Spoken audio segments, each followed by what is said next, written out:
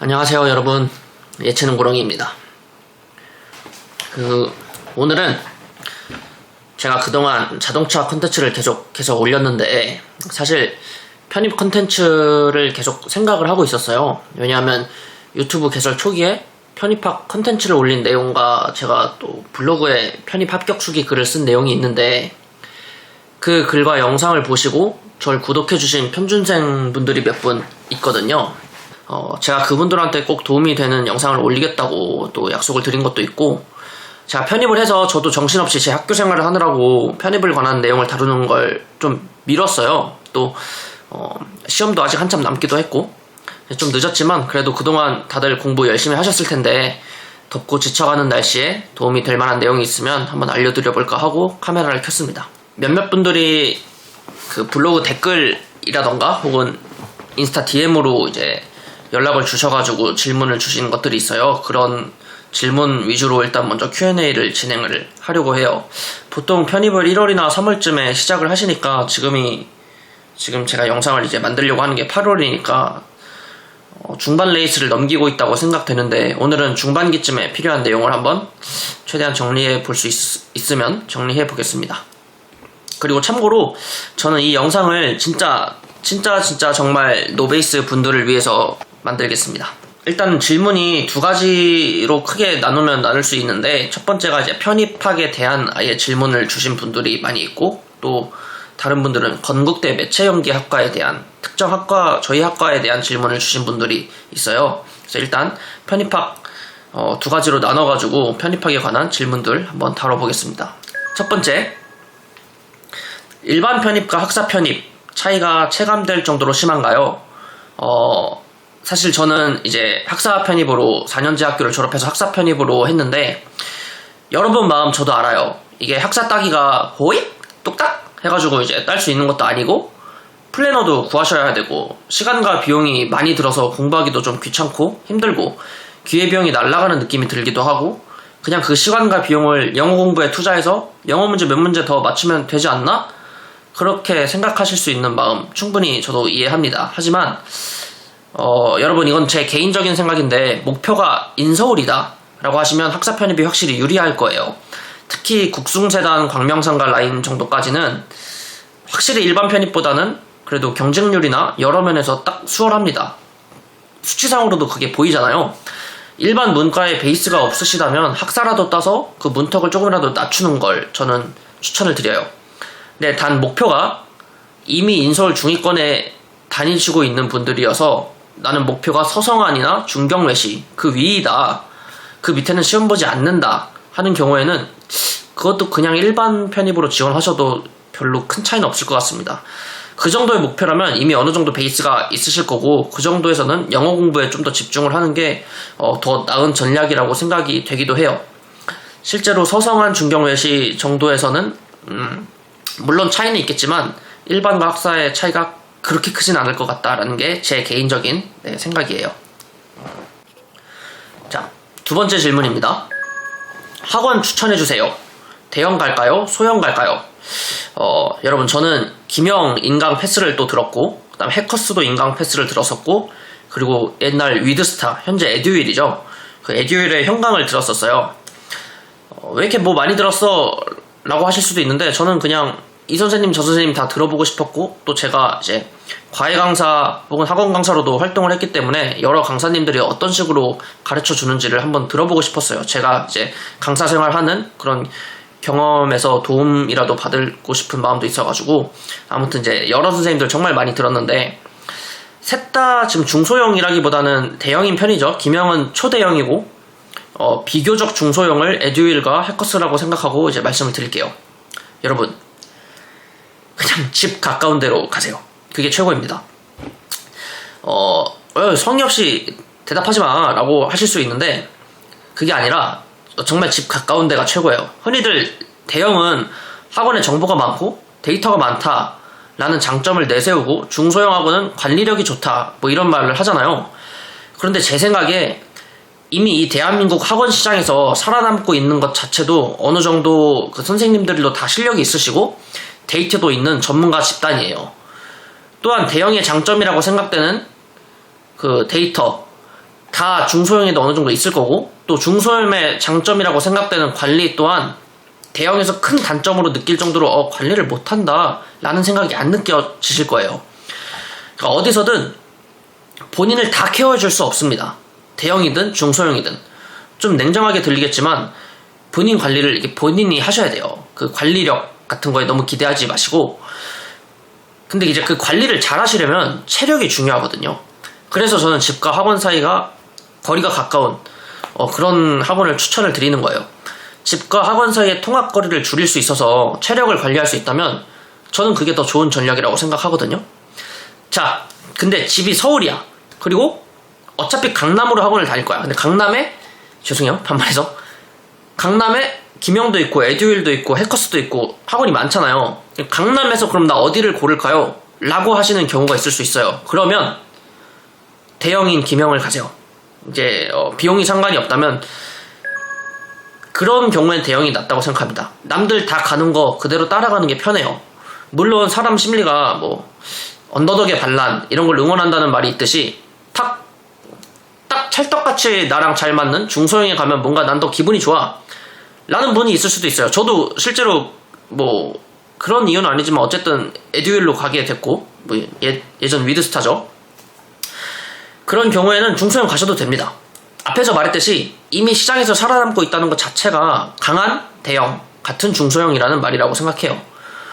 제가 좋아하는 배우의 명대사가 있습니다. 살아보니까 강한 놈이 오래가는 게 아니라 오래가는 놈이 강한 거더라. 뭐 이런 말 있잖아요. 가까운 데 가셔서 체력 관리 하시면서 학원에서 공부하세요. 혹은 어느 날은 학원을 가기도 귀찮은 날이 있을 수도 있어요. 저도 그런 날이 너무 많았거든요. 그럼 집에서 20-30분 학원 왔다 갔다 1시간 정도 더 쉰다고 생각하고 공부하셔도 됩니다. 어쨌든 왔다 갔다 하는 거리 아낄 수 있잖아요. 자, 세 번째 질문이에요. 이 질문이 정말 많았어요. 왜냐하면 다들 이제 어느 정도 제가 보기에 도움을 받고 싶은 팁이 가장 많은 부분이 이 질문일 거라고 생각을 하는데, 세 번째, 자기소개서와 학업계획서 중요한가요?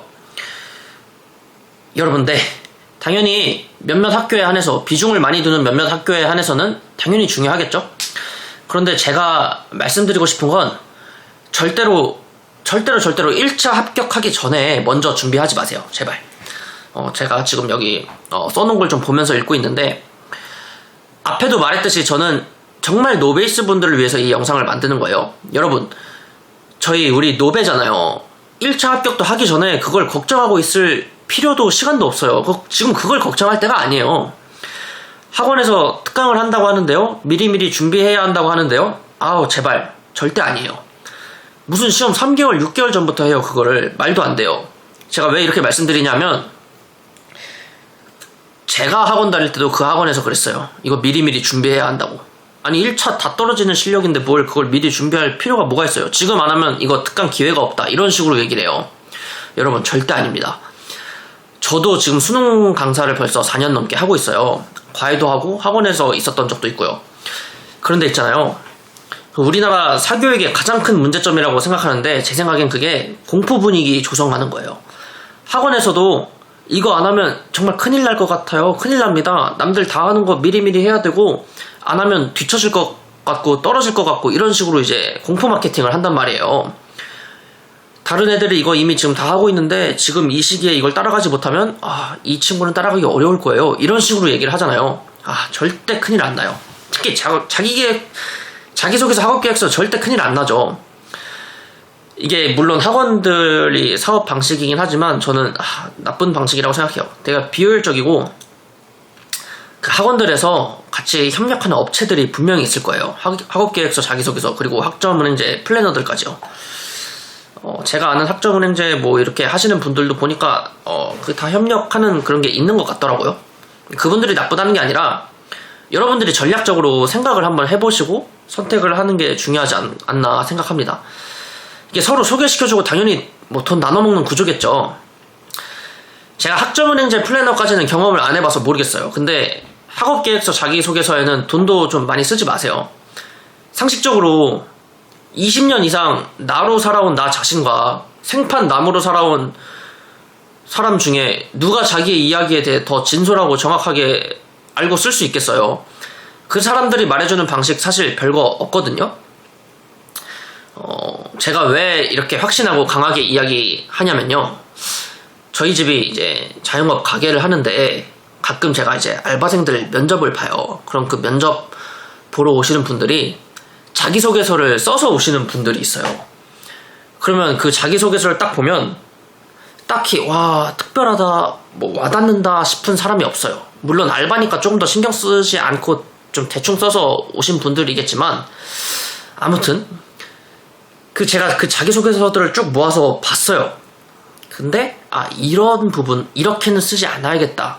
그런 부분들만 피해서 써도 됩니다. 이제 그런 부분들이 뭐냐면 이제 거짓말 같은 거예요. 거짓말. 웬만하면 거짓말 안 해서 쓰는 게 좋습니다. 자기 소개서인데 자기 소설로 쓰잖아요, 보통. 제가 어떤 그 알바 자기소개서를 보고 그분을 합격을 안 시켰냐면 저는 매일 아침 일어나서 성실하게 조깅을 30분씩 뜁니다. 저는 그걸 믿지 않았거든요. 이건 거짓말인 것 같은데 뭐 굳이 이런 거짓말을 칠 필요가 있나? 이제 이렇게 생각해서 안 썼는데 너무 자기를 또 포장하려고 하면 안 좋지 않나 라고 생각해서 아무튼 여러분 1차 합 시즌이 나올 때쯤 제가 자기소개서, 학업계획서, 영상만 따로 정리해서 한번 또 만들어 볼 생각이 있어요. 주변에 지금 편입 합격하신 분들 혹은 제 동기 분들한테라도 좀 물어봐서 자기소개서 어떻게 썼어? 또 뭐 아는 분들 이렇게 물어서 그거 다 모아가지고 제가 가져온 다음에 자기소개서, 학업계획서 아예 제 거는 다 까고 그냥 보여드릴 테니까 너무 걱정하지 마세요. 제가 1차 합 이후에 올리는 이유는 그 전에 지금 저도 부탁을 받은 몇 분들이 있고 뭐 학원에서도 제 자기소개서 한번 보여주면 안 되냐 이렇게 하신 분도 있고 해가지고 근데 제가 제 개인적인 내용들도 있고 해서 보여드리기 싫어서 그리고 제 유튜브 콘텐츠에도 활용할 수 있을 것 같아서 그냥 아껴두고 있었거든요. 그리고 또 몇 분은 유료 컨설팅을 해달라는 분들도 있는데 뭐 그분들은 그때 가서 이제 1차 합 붙고 오시면 제가 그냥 도와드릴게요 라고 말씀드렸는데 그때 생각을 해보고 그리고 여러분 학원 컨설팅 진짜 비용을 받는데 말이 안 되잖아요. 무슨 70만원 80만원씩 받잖아요. 그거 뭐 1500자 800자 써주는 것도 아니고 봐주는 거예요. 심지어 첨삭 뭐 이런 거 해주잖아요.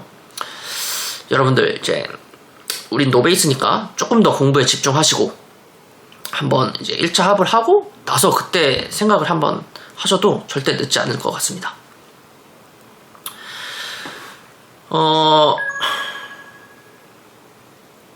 1차 합격하기 전까지 우리 모두 그 시간에 영어 공부를 더 하는 게 상식적으로 저는 더 맞다고 생각해요.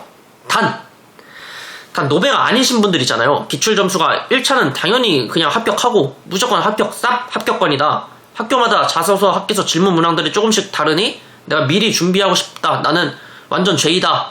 하시는 분들은 미리 다 쓰시고 좀 놀면서 하셔도 상관없습니다. 그분들은 아마 당연히 붙으실 거예요. 1차를. 이미 토익 점수도 막 너무 잘 나오시고 이런 분들 있어요. 학원 기출 점수 잘 나오시고 그리고 뭐 재수고 삼수고 하시는 분들 있을 거 아니에요. 그런 분들은 미리 쓰셔도 상관없죠. 다시 한번 말씀드리지만 옳기를 피하고 싶은 한 개라도 꼭 합격해야 하는 처음 공부하셨던 그런 저 같은 노베를 대상으로 말씀드리는 거예요. 그런 분들은 1차 합하기 전까지 자소서 쓰지 않기. 자 그리고 그럼 자기소개서랑 학업계획서를 쓰긴 쓸 건데 1차 합 전에 안 쓰지만 쓰긴 쓸 건데 어떻게 쓰느냐 쓰는 팁 도저히 나는 시작도 못하겠다 이거 뭐 감이 안 잡힌다 하시는 분들이 많단 말이에요. 제가 쓰기 어렵죠. 무에서 유를 창조해내는 글을 쓰는 내용이니까 당연히 쓰기 어렵죠. 그런데 제가 팁을 2가지 정도 한번 알려드리겠습니다. 뭐 제가 느낀 점이에요. 첫 번째는 주어진 자소서의 양보다 무슨 말을 쓰든지 어떻게든 약 1.3배에서 한 1.5배 정도 좀 길게 써보는 겁니다. 건국대학교가 자기소개서가 1500자였고 학업계획서가 800자를 쓰는 거였어요. 근데 여러분 사실 저는 고3 입시 그리고 재수 입시 그리고 전적 때까지 다 동일 계열이었어서 약 6년 이상 이 연기 계열에 있어서 배운 것도 있고 또 쓰고 싶은 내용이랑 쓸 내용이 되게 많았어요. 그래서 사실 1500자가 부족했었어요. 저는 쓰고 싶은 말을 막 다 써보니까 한 약 2100자에서 2300자 정도 썼더라고요. 근데 말을 너무 두서없이 써서 맞춤법이나 오타 이런 거 다 고치고 나서도 1500자로 아주 막 줄이려고 내용을 막 되게 많이 뺐어요.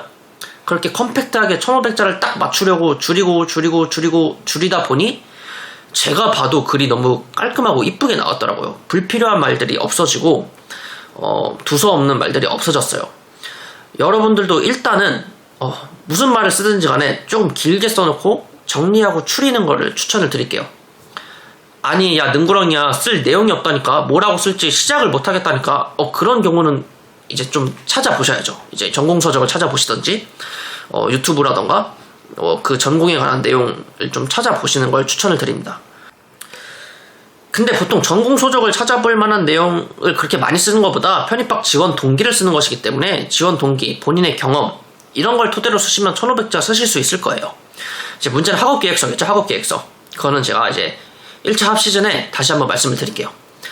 자, 그리고 두 번째 팁입니다. 두 번째 팁은 여러분 사설업체나 컨설팅 업체 가서 물어보지 마시고 그냥 주변 정말 본인이랑 가장 친한 친구들 있죠. 친한 친구들한테 한번 보여줘 보세요. 저는 아무에게도 말 안 하고 완전 비밀로 편입을 준비하고 있는데요? 라고 하지 마시고 어차피 자소서 학계서 12월 1월에 쓰잖아요. 그때 써서 그냥 마지막에 원서 내기 전에 확인만 하면 되잖아요. 그 확인을 눈 딱 감고 친구한테 한번 보내보세요. 친구야, 나 이번에 편입 원서 한번 내볼까 하는데 자소서 쓰는 게 있는데 좀 한 번만 봐주라. 이렇게 말하셔가지고 한번 봐달라고 하세요. 창피해하지 마시고요. 그 이유는 이게 전문가가 아닌 일반인 시선에서 봐도 좀 이상한 부분, 즉 누가 봐도 이건 이상하다 싶은 부분만큼은 지워낼 수가 있어요. 근데 이걸 부모님께 보여드리지 마시고요. 왜냐하면 부모님은 보통 자녀분들을 과대평가하거나 혹은 과소평가하거나 하는 경우가 많아서 더 부풀려 쓰길 원하시거나 아니면 야 이상한데? 라고 말하실 수가 있단 말이에요. 그러니까 객관적이지 못할 가능성이 있으니까 그냥 친구한테 보여주세요. 실제로 저도 친구한테 보여줘서 몇 부분을 고친 부분이 있거든요. 제가 실제로 제 글을 쓴 부분을 살짝 보여드리고 친구가 어떤 식으로 야 이거 바꿔 라고 했는지 한번 알려드릴게요. 자, 건국대학교 2024학년도 매체연기학과 자기소개서 첫 번째 작성문항 1번 질문이었습니다. 해당 모집 단위에 지원한 동기와 노력한 과정을 구체적으로 기술하시오. 띄어쓰기 포함 1500자 이내. 자, 처음에 제가 어떻게 시작했냐면 대한민국에서 저를 모르는 사람보다 아는 사람이 많은 배우가 되고 싶다는 꿈을 갖고 연기를 시작했습니다. 입시로 첫 시작 과정을 배울 수 있었고 원하는 학과로 진학하여 꿈을 키워나갔습니다. 진학 후 입시 연기와는 다른 차원의 연기를 배울 수 있었습니다. 학창시절 다작을 통한 많은 경험이 중요하다 생각했기에 1학년부터 학기 중과 방학 중 구별 없이 모든 워크숍 작품에 참여했습니다. 제가 첫 세 줄을 이렇게 썼어요. 근데 처음에 제가 친구한테 보여주기 전에 어떻게 썼냐면 학창시절 다작을 통한 많은 경험이 중요하다 생각했기에 1학년부터 굶주린 하이에나처럼 모든 워크숍 작품에 참여했습니다. 라고 썼는데 친구가 읽어보더니 야야야 굶주린 하이에나 이거 별론데? 라고 하더라고요. 그래서 바꿨어요. 그 표현을 뺐습니다.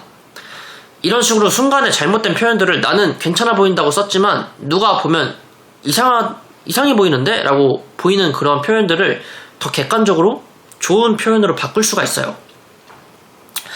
꼭 친구들한테 한번 보여주세요. 자, 네 번째 질문입니다. 건국대 매체연기학과는 동일계열 합격자만 있나요?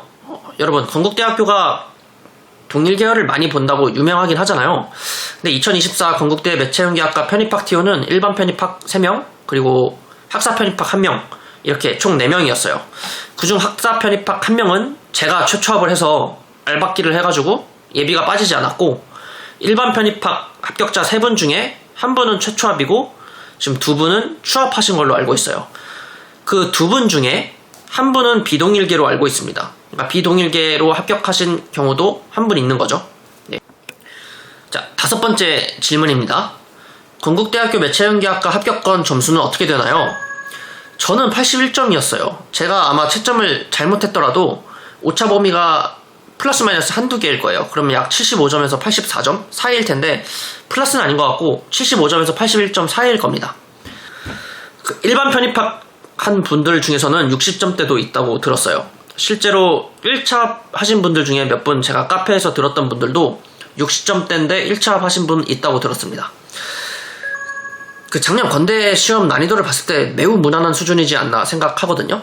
작년 건대 시험 사실 엄청 쉬웠잖아요. 편입학 시험. 경영학과나 영어영문학과는 90점대이지 않을까 생각하는데 저도 단어랑 문법은 다 맞았던 것 같아요. 논리에서 몇 개 좀 틀렸던 것 같습니다. 근데 논리도 거의 다 단어 문제가 많았어요. 작년 건대 시험은. 그래서 단어 그리고 문법 위주로 논리 위주로 많이 열심히 연습하시면 건대는 무난하지 않을까? 항상 무난해 왔으니까요. 최고 난이도는 아니잖아요. 자, 6번째 질문입니다. 아마 이제 이 질문을 마지막으로 이번 영상을 마치고 다음 영상을 또 한번 기획을 해봐야 될 것 같은데 6번째 질문은 학교 수업 따라가기 힘든가요? 제공하기 어려운 점이나 텃세 혹은 편입생 차별이 있나요? 편입생 차별 많이들 걱정하시는 부분이죠. 여러분 저는 4년제 학교를 졸업하고 편입을 해서 다시 건대를 왔어요. 제가 편입생의 입장으로 학교 생활을 지금 겪어보고 있는 중이고 또한 재학생의 입장에서 편입생을 바라보는 학교 생활도 겪어봤습니다. 제가 전적대에서 편입생을 어떻게 바라봤고 생각했는지 그들에 대한 어떤 차별이나 텃세가 있었는지 저도 곰곰이 생각해봤어요. 근데 제 결론은 교수님이나 혹은 조교님 그리고 학교의 행정적인 부분과 수업적인 부분에서는 차별이 전혀 없었다예요. 당연히 생각을 해보시면 정당한 절차를 통해서 들어온 학생이기 때문에 수업이라던가 시험 그런 부분에서 차별 대우 혹은 불이익이 있을 수가 없어요. 단 심리적인 차별을 개개인마다 느꼈을 수도 있다고 생각을 합니다. 이거는 사람마다 사람 바이 사람 케이스 바이 케이스로 다르다고 생각해요. 누군가는 동기로서 나는 쟤를 별로 받아주고 싶지 않은데 라고 생각하는 사람이 있을 수도 있고 장난일 수도 있고 마음속으로는 아직 선후배 동기의 그런 유대관계가 형성되지 않았을 수도 있잖아요. 이건 어느 단체, 편입뿐만 아니라 어느 단체에서나 마찬가지라고 생각해요. 편입의 특성은 아니죠.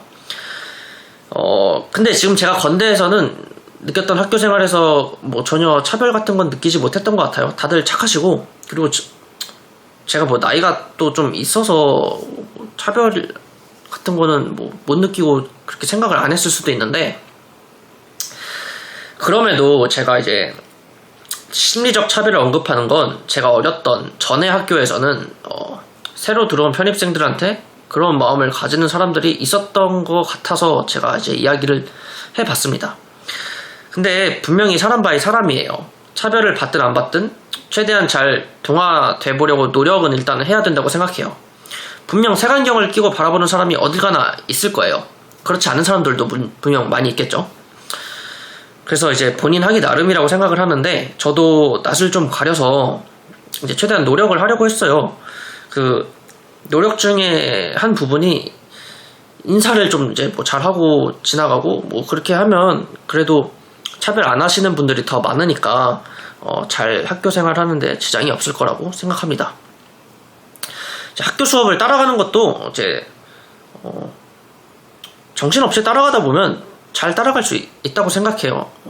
물론 동일 계열이 아니면 또 좀 어려울 수 있는데 이제 건대 같은 경우에는 동일 계열이었고 저 같은 경우에는 전에 학교랑 겹치는 부분이 되게 많이 있었어요. 제가 앞전에 올렸던 액션 연기 능구렁이 영상에도 마찬가지로 액션 같은 수업도 이제 전에 학교에서도 그런 액션 수업이 있었거든요. 이제 그런 부분에서는 따라가는 게 수월하진 않았더라도 너무 벅차진 않았다 라고 말씀드리고 싶습니다. 또 궁금하신 게 있다면 연락 주세요. 댓글 남겨주셔도 되고 DM 주셔도 되고 제가 최대한 자세하고 이렇게 성의 있게 다 보내드릴 테니까 어떤 분은 진짜 제가 진짜 열심히 성의 있게 보내드렸는데 기프티콘도 주시고 하시더라고요. 단어장 추천, 강사님 추천, 강의 추천 제가 최대한 아는 한 많이 알려드릴 테니까 네. 오늘은 집에서 이렇게 계속 얘기하는 걸로 영상을 찍었는데 좀 길더라도 유익한 내용이 있다면 보시고 꼭 도움이 되셨으면 좋겠습니다. 편입 시험 어려운 시험입니다. 어려운 시험인데 분명히 좋은 결과 다들 있으실 거라고 생각해요. 저도 4번이나 시험 봤잖아요, 여러분들. 저 31살인데도 학교 다니고 있으니까 뭐 나이 고민, 뭐 텃세 고민 이런 거 하지 마시고 편하게 시험 보시면 될 것 같습니다. 31살로 안 보이죠?